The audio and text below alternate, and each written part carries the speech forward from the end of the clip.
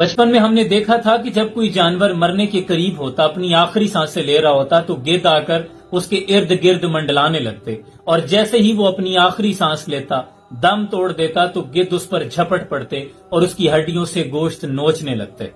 لیکن جیسے ہی ہم نے عقل و شعور کی منزلیں طے کرنا شروع کی، تو پھر پتا چلا کہ روئے زمین پر خود کو اشرف المخلوقات اور خدا کا نائب کردہ بندہ کہنے والا انسان جب انسانیت سے گرتا ہے تو پھر ذلیل ترین مخلوق سے زیادہ پستی میں جا گرتا ہے، اور اس کی زندہ مثال ثانیہ میاں والی ہو یا دل کو کلیجے کو شک کر دینے والا واقعہ پتوں کی ہو۔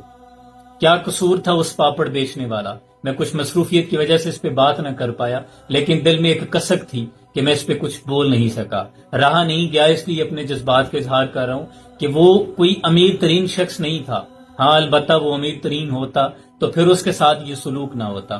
وہ ایک مزدور دہاڑی دار شخص تھا، وہ کوئی وڈیرا نہیں تھا، بچوں کا پیٹ پالنے کے لیے آیا تھا۔ اگر کوئی غلطی ہو گئی وہ ہاتھ جوڑ کر معافیاں بھی مانگتا رہا، لیکن وہاں درندوں کا ہجوم تھا، وہاں انسان کوئی نہیں تھا۔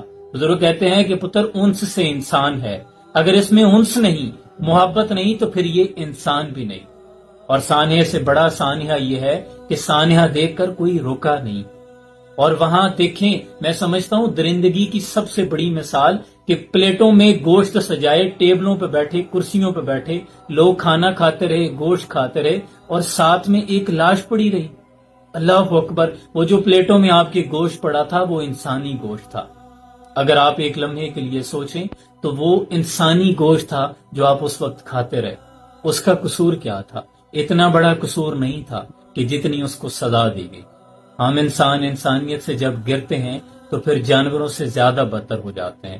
وہ کوئی مثال دیکھ لیں، کرونا کے دنوں میں ہم نے ماسک کو ذخیرہ کر لیا، ایسی ادویات جو کرونا کے مریض کو تھوڑا ریلیف دے رہی تھی، ہم نے ان کو سٹاک کر لیا، بلیک میں بکنے لگی۔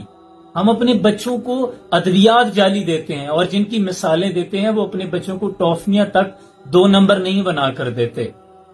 وہ کتابیں اپنے آبا کی، وہ علم کے موتی جو دیکھوں ان کو یورپ میں تو دل ہوتا ہے سی پارا، دل شک پارا پارا ہو جاتا ہے جب وہ اخلاقیات یورپ میں دیکھتے ہیں جو ہمارے اسلاف کی میراث تھی، لیکن ہم نے ان کو چھوڑ دیا ہے، اور افسوس کہ آج ہم انسانیت سے گر گئے ہیں۔